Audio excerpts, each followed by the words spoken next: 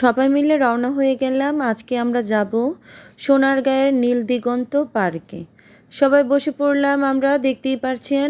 আসসালামু আলাইকুম, আমি মৌরি, নারায়ণগঞ্জের মেয়ে, থাকি ঢাকায়। চলে আসলাম আমাদের সোনারগাঁ পার্কে, নীল দিগন্ত পার্কে যাওয়ার জন্য সবাই রেডি হয়ে রওনা করে দিলাম। এই যে মোগরাপাড়া চৌরাস্তায় এসেই জামে পড়ে গেলাম। আমরা আসলে মঙ্গলের গাঁও দিয়েই যাব নীল দিগন্ত পার্কে। তাছাড়া আপনি ইচ্ছে করলে পিরিজপুর দিয়েও যেতে পারেন। তারপর তো আমরা মঙ্গলের গাঁওয়ের ভিতরে একটু কাশফুল দেখে নেমে গেলাম সবাই একটু ছবি তোলার জন্য। তারপর সারি সারি রাস্তা দিয়ে এই যে দেখুন কচুরি ফুল কত সুন্দর লাগছিল না। তারপর কিন্তু সেই নীল দিগন্ত পার্কে আমরা চলে আসলাম। এখানে আপনার পার্কে জনপ্রতি ছিল 50 টাকা ঢোকার ফি, আর প্রতিটা রাইডের জন্যই 50 টাকা করে আপনাকে দিতে হবে। তারপর তো আমরা নীল দিগন্ত পার্কে এসে সবাই নেমে পড়লাম, যে যার মতো ছবি তুলছিলাম আমরা। আর সবুজের মাঝে পার্কটা তো খুবই সুন্দর লাগছিল, মনে হচ্ছিল এক টুকরো সবুজের দেশে চলে এসেছি আমরা। আমার কাছে তো সবুজ দেখতে খুবই ভালো লাগে, প্রাকৃতিক সৌন্দর্যের অপরূপ সৌন্দর্য আমাদের এই সোনারগাঁয়ের প্রতিটি জায়গায় অনেক বেশি সুন্দর। আমি গর্বিত, আমি সোনারগাঁয়ের মেয়ে।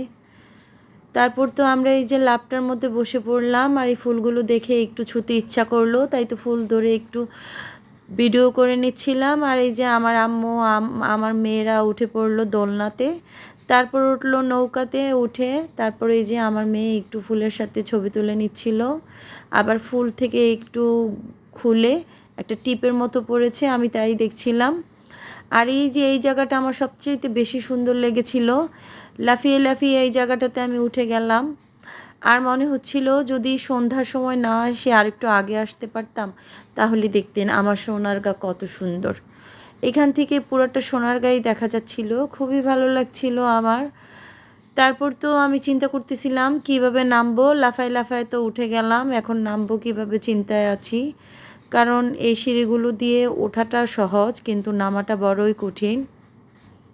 তারপর আস্তে আস্তে তো নেমে গেলাম, নেমেই আমি একটা ফুল কুড়িয়ে পেলাম, ফুলটা গুজে নিলাম কানের মাঝখানে। কেমন লাগছে আমাকে দেখুন তো। পুরোটা পার্কে কিন্তু লাইটিং করে ফেলেছে, সন্ধ্যা হয়ে গেছে তাই।